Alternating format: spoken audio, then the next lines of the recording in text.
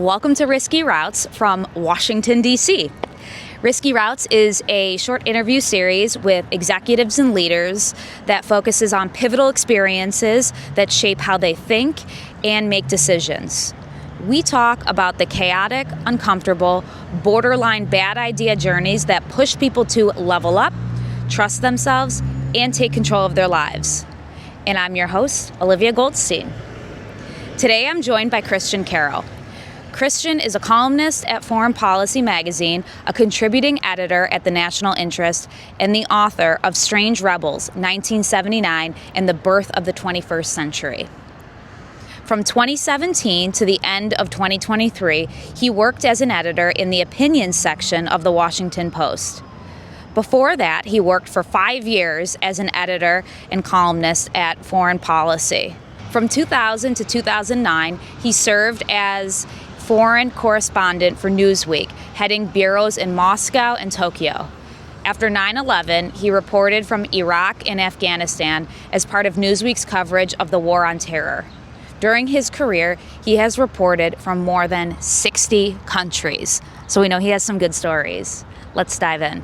Yes. So good to finally see you after all these years. Likewise. So for context, you and I first met, I want to say like 2012 or 2013. I remember I was living here in DC. Yes. I was just at the beginning part of my career, and I was participating in like this young fellowship program by Eurasia Foundation. And Yes. you came to speak to our group, and I remember hearing you talk about your life and your career and thinking, holy crap, this guy is like the coolest person ever. And I've logged that in the back of my head for like 12 or 13 years and finally found an opportunity to sit down with you and actually like hear stories from you. So I'm super excited to do this with you. You've lived in some of the most politically unstable places, traveled the world, reported from more than 60 countries, and really what I like to do with these is just like open it up and hear from your experience and a story or Sure. two from all of the work that you've done. Well, gosh, you flatter me incredibly. That's so kind of you. I'm really, really tickled. And, you know, I always loved speaking to the Eurasia group folks because there were so many people like you, very motivated, interested, driven people. So I've met so many fantastic people through that program. So it's so kind of you to think of me. Yeah, 12 years later. That's how much of an impact you had. Wow. I was like, wow. I was like, he has lived a really cool life. I was like, this is awesome. I guess I have. I mean, I don't really get a chance to think about it much. But you wanted me to tell a story, right? Yes. Okay. So I have kind of a sense of the stories that you're particularly interested in, and I was looking at some of your other podcasts, and it made me think of a particular experience I had when I was covering the war in Iraq. At the time, I was working for Newsweek, which was still like a real publication then. Yeah.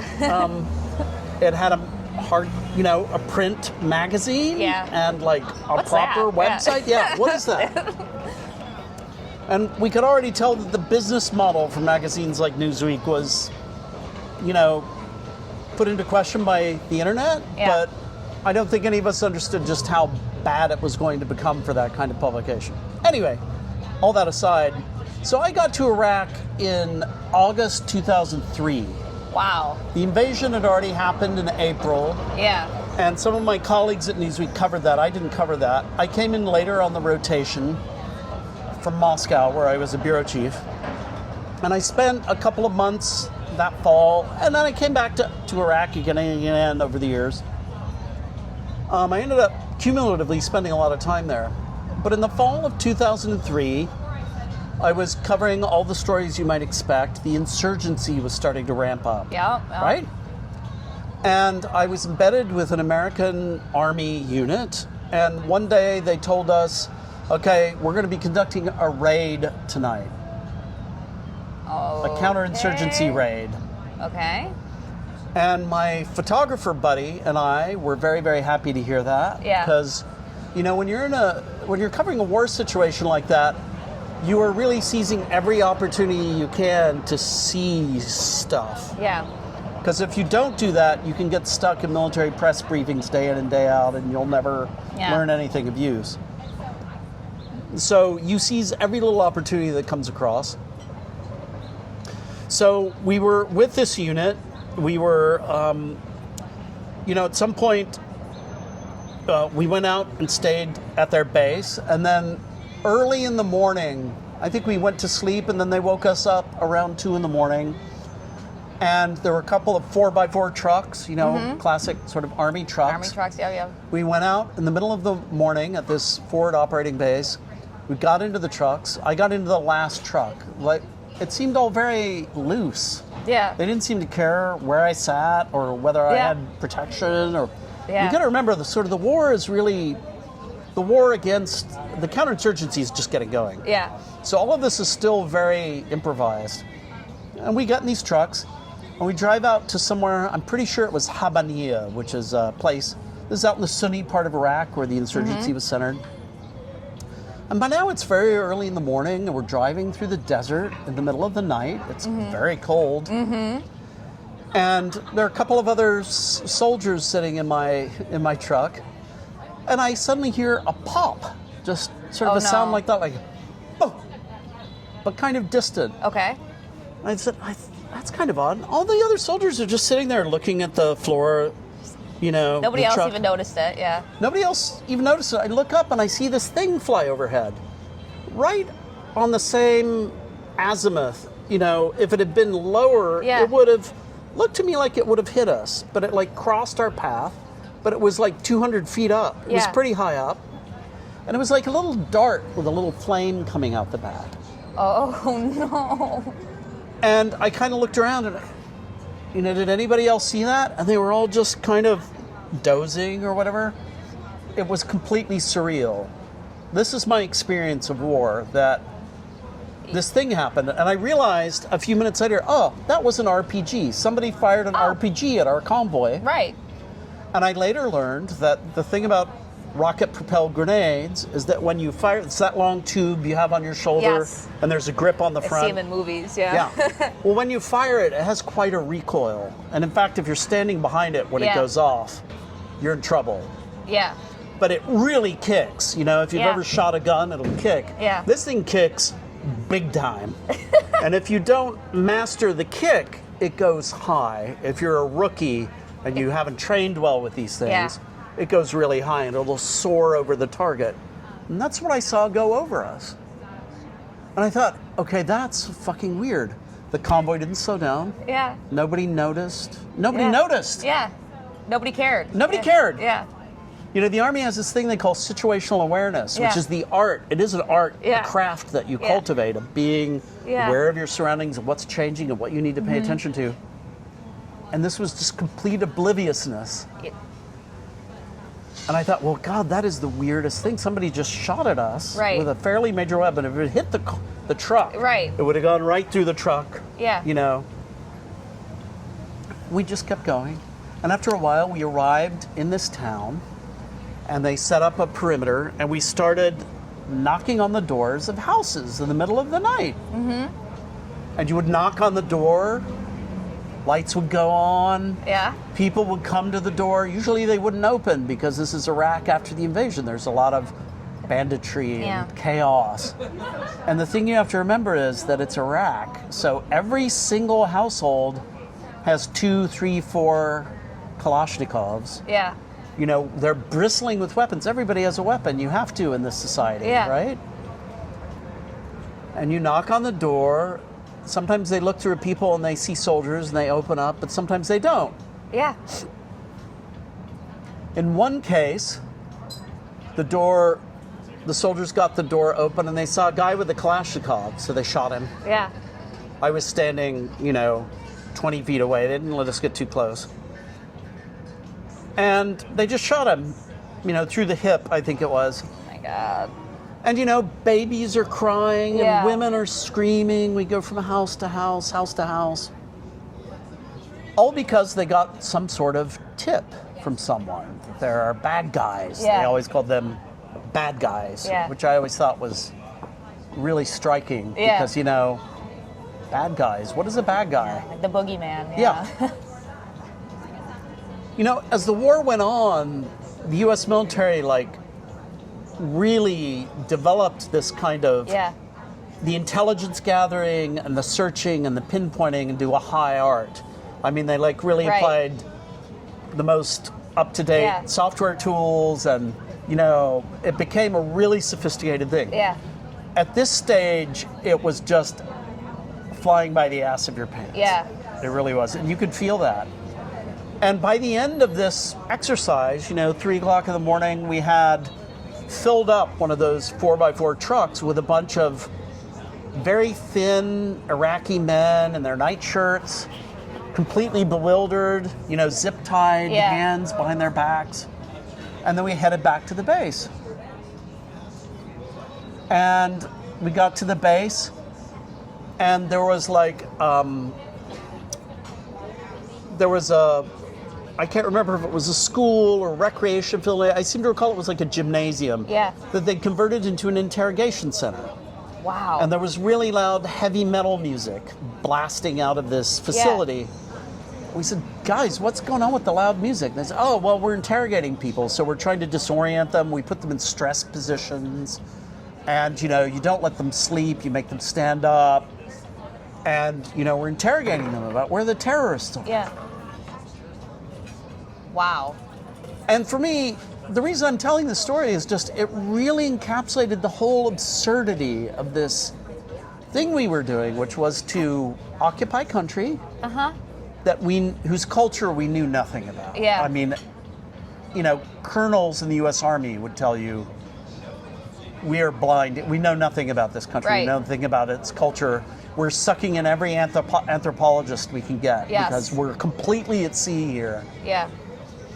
And every now and then you pinch yourself and you say, oh, I am with the American occupation of Iraq. Yeah. It was utterly surreal, right? Yeah. And you could just tell how strange it was and how unprepared we were. Right. You might remember, a lot of your listeners might not know, a lot of your viewers might not know, when it became clear we were going to invade Iraq for reasons that were very controversial and fraught and opaque, good word for it, the State Department kind of thought they should do their job for some reason. And they put together a thing called the Future of Iraq Project, which was basically a briefing memo about this thick. Yeah. It was, a number of volumes, and they put all of their area specialists on it. Yeah. We call them subject matter experts in the Pentagon. Yes. They put all of their SMEs on it. The SMEs went to work, and they generated, this huge body of expertise. Yeah. Like, here's how the tribal system works. Yep. This, that, the Ba'ath Party. Yeah. How it's structured, cell organization of the Ba'ath Party. Kurds, Sunnis, Shia. Yeah. And the occupation, the Coalition Provisional Authority that was set up by President George W. Bush, basically just threw it all in the trash can. Yeah. You say, oh, you eggheads. It's a little bit like the Trump administration today with its war on expertise, if you'll forgive me. But very similar. They were like, oh, you pointy-headed Ivy League graduates. Right. That's such bullshit. We're just going to unleash the animal sentiments of the Iraqi people.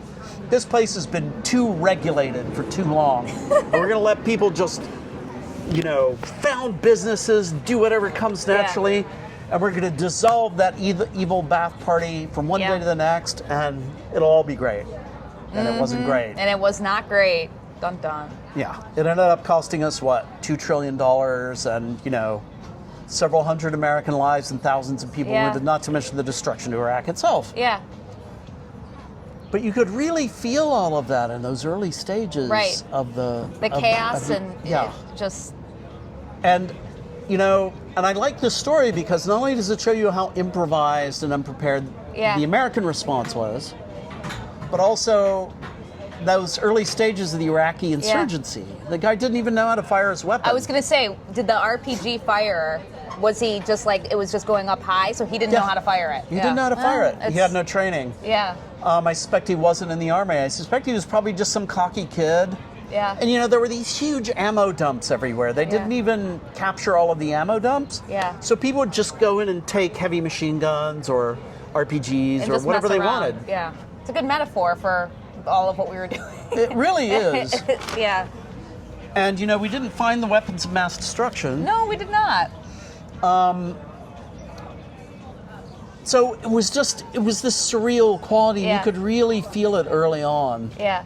There was a wonderful, I think one of the best pieces of journalism that came out of the Iraq War was this great piece in the Washington Post by Tom Ricks, and I'm spacing on his name now, Anthony Shadid. Anthony Shadid, who tragically died very young on a reporting trip from asthma. One of the most brilliant journalists we've ever had. And he was a native Arabic speaker. He was a Lebanese, from a Lebanese Christian family. And so he was fluent in Arabic. And then Tom Ricks was this incredibly experienced military historian and scholar of the American defense establishment. And they did a piece where Tom Ricks rode down the street with an American patrol, or walked down the street in Baghdad with an American patrol, and talked to them about what they were doing and what they thought was happening. Anthony Shadid walked down the same street at the same time, only talking to Iraqis. Wow. And they came up with this Two different narratives? article. Yeah. I strongly recommend that people look it up. I'll bet they can find it. About the perception gap. Because all the Americans were saying, they love us here. We freed them from Saddam. Yeah. They have democracy now. They love us. We're their liberators, And I love these people, and giving candy to the kids. And the Iraqis were saying, what are they doing here? I mean, it's good Saddam is gone, but why are they here? Why do they need to be here? Right. I don't like it. They should go home. Wow. Yeah. And that was the stereo view. Yes. And I'll never forget that story because I think it wasn't that hard to do that. Right. Any news organization could have done that. Right. But my God, it just threw the whole thing into such sharp relief. Yeah. And it's a little bit like now with Iran, right? Because, we've beaten their conventional army. The Iranian Navy is at the bottom of the sea. Yeah. They have no cards.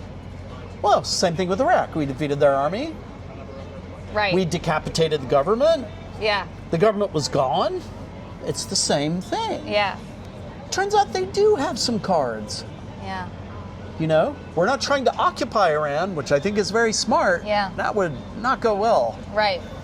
But it's the same thing. It's an asymmetric conflict. Yeah. The side which seems very weak and is objectively very weak in many respects still has a lot of things it can do to make our lives unpleasant. And it just seems like the people in charge have willfully ignored that possibility. There's zero learning from history, zero learning from the regional experts. Right. In many cases, zero learning from the people in the Pentagon who know how these things go. Well, history repeats itself. Yeah. You shared with me that you actually visited Iraq back in February. What was that Iraq when you visited this past year, just a couple months ago, versus like your experience like in the early 2000s? Like, how has it changed? Well, it was also crazy. Yeah. So I was the guest of a VIP when I made my trip to Baghdad. It's a project I've been working on. I can't really talk about it yet, but at some point it will come out. And we got into this convoy at the Baghdad airport. Yeah. And rolled off down the road into the center of Baghdad. And I remember this road very vividly. And in my time, it was called the Highway of Death. That's what they called it. Okay, all right. Scary. And I remember arriving for one of my tours, and we had security. We had a local family, actually, that was in charge of our house in the green zone. Yeah. This might be interesting detail, I don't know. And we had a British private security company that took care of our security. Yeah. And these guys met me at the airport when I picked up my bags. And they said, okay, here's how it goes. You're putting on this vest. You're going to sit in the back of the car. It was an armored car, but designed to look like a regular Baghdad taxi. Okay. And Abed is going to sit next to you in the back, and I'm going to sit in the front. We've got we're going to have 2 AKs in the car, and we're going to drive very fast. And if anything happens, here's what you're supposed to do. Mm-hmm. And I remember getting in the car and driving off, not at high speed, but at the same speed as all the other traffic. It was called low profile protection. Yeah. You were trying to just blend in and not stick your head up above the parapet. And there were these tethered balloons with surveillance cameras on them and guard towers every few hundred meters, lots of Humvees patrolling. You just really had this, and they'd cleared an area on both sides of the highway, going back like 150 yards on each side. And you just had this sense like this is already the war zone. Yeah. Because this was the peak of the insurgency. I think this was when I went back in 2006. And there were constant roadside bombs, constant booby traps, constant guerrilla attacks. It was pretty hot. I'm there in February, we jump in the convoy, it sets off, and I can't believe it, because I have such a vivid, intense, adrenaline-fueled memory of the earlier version of this road. Right. And now it's like, the road is smooth as a baby's behind. There are these beautiful roadside fences with these beautifully sculpted like street lights. Yeah. There are residential developments going up on all sides of the highway. Just every evidence of like a thriving, recovering society. Yeah. And it was wild. It was so bizarrely different. Yeah. And look, was that war a good thing? Was it a success? I think in many ways, very definitely not. Right. The price was way too high. But Iraq is not, it is now at the very least not an aggressive society. Right. It has a very decentralized power structure. It's not really a democracy, but it's also not a one-man autocracy anymore. Right. And people are actually quite happy with that. Yeah. They like the fact that there's power sharing and there's a lot of, when I was there, it was very clear there was a lot of Iranian influence in the government, which was a bad thing. Right. And that's on us. We're the ones who basically invited the Iranians in with the invasion. Yeah. And most Iraqis are not very happy with that. Yeah. I have a friend who runs a polling company, and he can tell you in great detail that the Iranians are not very popular in Iraq. Right. So there was a real sense of, I have to say it, optimism. And people were really worried about the prospect of war with Iran because they feel like after all the years of warfare, they've had many years of peace now. Yeah. And they're building back, and they're so sick of conflict. Yeah. They are beyond sick of it. Yeah. And they just want to build a flourishing country. Yeah. And it was just amazing. I went to a giant shopping mall. Yeah, okay. With a cafe that looked a lot like this, and people were sitting around. Unthinkable in my day. Stark differences. Just like night and day. I went to all the sites I couldn't visit. The famous Shia shrine in the north of Baghdad. Really hard to go there during the war because, there was civil war going on between Shia and Sunni. And this time I went here and it was during Ramadan at night, this crazy, joyous, emotional thing. Big security perimeter. You go through a metal detector, but that's it. And I went to all sorts of religious sites and saw the sites and saw different things. Felt relatively safe. I mean, admittedly, a few weeks after I left, an American journalist was kidnapped there by one of the Shia militias. But she was very much embedded in kind of local life, and I think tremendously admirable journalist. But I think she was really putting herself out there a lot. My hosts didn't really want me walking around, showing myself. Being so bold, Yeah, because there was this Iranian element. Yeah. You see these pictures, pictures of martyrs everywhere, quote unquote, like you see in Tehran. Yeah.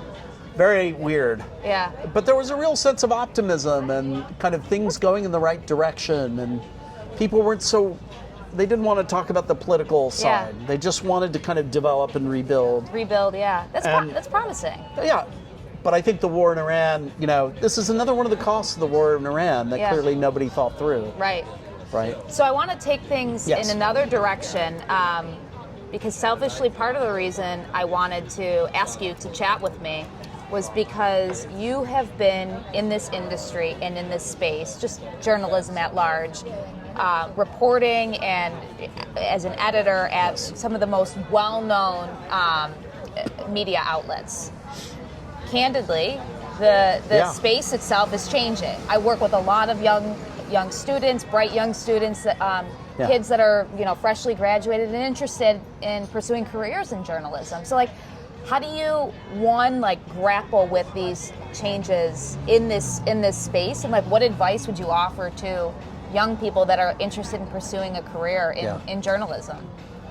Well, that's a great question. I think the first thing I would say is maybe don't pay too much attention to old farts like me. No, we like the old farts. Oh, good. Thank you. I'm not sure how I would deal in these conditions, right? It's just so daunting. My heart goes out to people in this generation who are trying to get into the profession. Right. I mean, one thing I often advise people is, I like to tell people journalism is not about theory. It's not about, you go to law school and then you know how to be a lawyer. Right. You got to go to law school to be a lawyer. Right. You got to learn the law. Yeah. Journalism is totally experience-based. Okay. I'd say it's like carpentry. You don't learn to be a carpenter by studying the theory of carpentry. You got to get out there and do it. You got to make tables. You got to make houses. It's the same thing with journalism. It's all about experience. So you should seek whatever. First of all, you should seek whatever gets you experience. Okay. And if you're having trouble finding a position that does that, just go out and make your own experience. Ooh. Yeah. So go to Kiev, borrow some money from your grandma, and go to Kiev and start writing stories and post them on your own site. Make your own YouTube videos. Yeah. But make your own experience. And I think that's a great starting point. Maybe it's a little naive of me, I don't know, but I think there's a point to that because, the paradox that I think a lot of Gen Zers are encountering now is a lot of so-called entry-level positions demand experience. Yeah. So how do you get prior experience when you're going into before your entry-level position? Journalism is great. You can make your own experience. Yeah. You can be a local reporter. Right. You can just go around downtown Miami and report stories. Yeah. Yeah. Try to pick stories that are maybe a bit different from the ordinary angle or that might surprise people, might catch Do you have a people off good guard. example of that? Because I'm wondering, because I think you and I, as we were chatting, one of the things that you said that kind of struck with me is you have to follow your gut instinct if you think there's something there. And you had shared with me a story of that someone that you had worked with, that you kind of were figuring out something didn't add up, and one of your other journalist buddies had just ran with it and investigated Exactly right.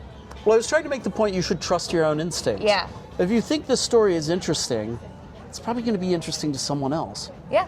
Don't wait for somebody to give you external approval that you can do this story. Try your hand. Go out, report it. The example we were talking about is that, I've been reading a lot of news coverage about the Middle East. I do some consulting for a media organization that covers the Middle East. Yeah. And we had a story meeting the other day, and I don't usually talk in these meetings a lot, but I made the point that I just read some stories about Hezbollah using wire-guided drones against Israeli soldiers in South Lebanon. And I was reading this news coverage, and the question arose in my mind. Well, how the hell are they getting these things? Yeah. Right? Did the Iranians give them to them? Did the Russians give them to the Iranians who gave them to them? They get them from the Russians. This is a weapon that's been tested on the battlefields of Ukraine. Yeah. How did they get them?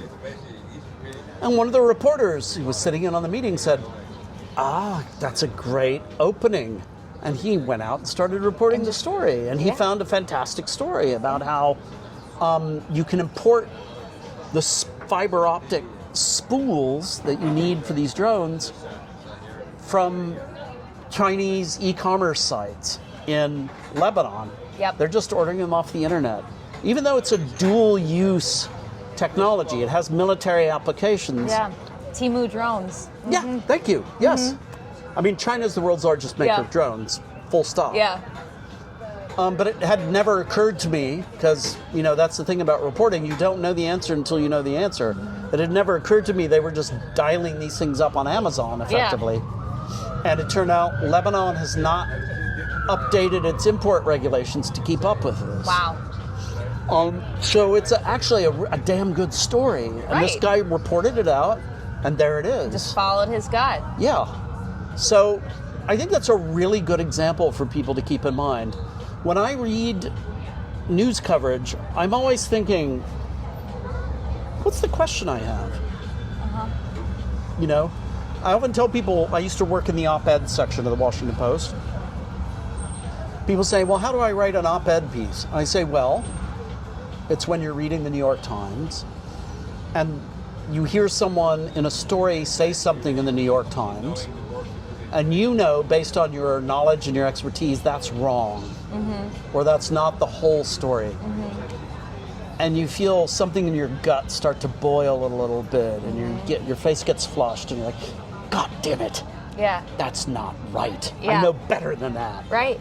That's the starting point for writing an op-ed. Okay. That's how you start writing an op-ed. Yeah. You don't necessarily have to reference the original source, but you realize, oh wait, I know something that person doesn't know. Here's the right story. Yeah. Okay? It's good advice. Yeah. Well, thank you so much for doing this, Christian. I Oh, it's my appreciate pleasure. you taking the time to meet with me, share your experiences, and give some good parting advice for young journalists. I Just hope get it's out good there. parting advice. No, get out there. It's a job about experience, and that's to your advantage. You Yeah. can go out and manufacture your own experience, And gather your own experience. You don't have to wait to graduate from law school. Right. That's true. Thank you.